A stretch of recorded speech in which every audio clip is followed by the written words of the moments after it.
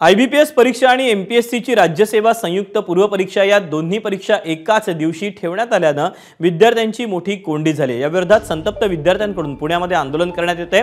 मोठ्या प्रमाणावर विद्यार्थी या आंदोलनात सहभागी झाले असून आमदार रोहित पवार यांनी आंदोलनाला पाठिंबा दर्शवलाय। दरम्यान या संदर्भातल्या बैठकीला सुरुवात झाली। या बैठकीत सकारात्मक निर्णयाची अपेक्षा उमेदवारांना आहे।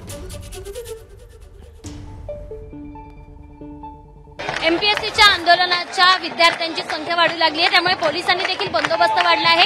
जिथे नजर जाईल तिथपर्यंत सगळीकडे विद्यार्थी दिसत आहेत, त्यामुळे नवी पेठेतील रस्ता काही वेळात बंद करण्यात येणार आहे। मात्र दरवेळी विद्यार्थ्यांना कोणत्या मागणीसाठी रस्त्यावर उतरावं लागतं आणि अशा पद्धतीने आंदोलन करावं लागतं एका साध्या मागणीसाठी विद्यार्थ्यांना। त्याचा अर्थ सरकारचा आयोगाचा या विद्यार्थ्यांकडे कुठेतरी दुर्लक्ष होते असं आपल्याला म्हणावं लागेल।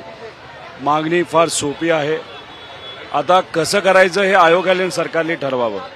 कर्नाटक सरकारने तिथं असणाऱ्या मुख्यमंत्र्यांनी डिक्लेअर पण केलं, केरळाने डिक्लेअर केलं, मग महाराष्ट्राला काय अडचण येते? आणि मागणी काय चुकीच्या नाहीत, रास्त आहेत, त्याच्यामध्ये मग पुढाकार घेऊन सरकारने आता मागण्या मान्य केल्या। खरं तर 2 दिवसापूर्वी झाल्या असतं तर एवढं वातावरण गरम झालं नसतं। इथं तुम्ही बघितलं तर आता 25-30 हजार लोक आहेत आणि असा अंदाज आहे की अख्खा रोड आता बंद करावा लागणार आहे।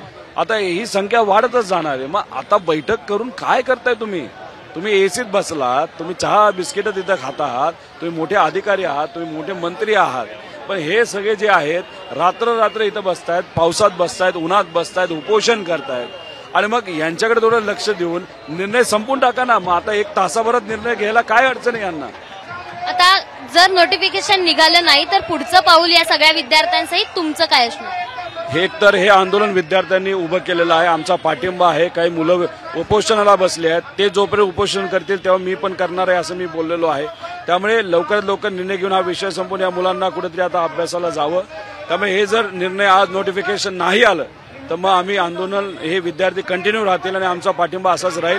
काल रात्री इथं झोपलो, आज झोपायचं असेल, उद्या झोपायचं असेल तरी आम्ही सर्वजण तयार आहोत।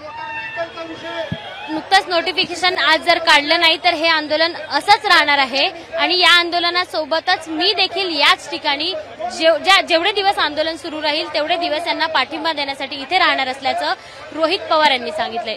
कॅमेरामॅन विजय राऊतसह शिवानी पांढरे, एबीपी माझा, पुणे। एबीपी माझा, उघडा डोळे बघा नीट।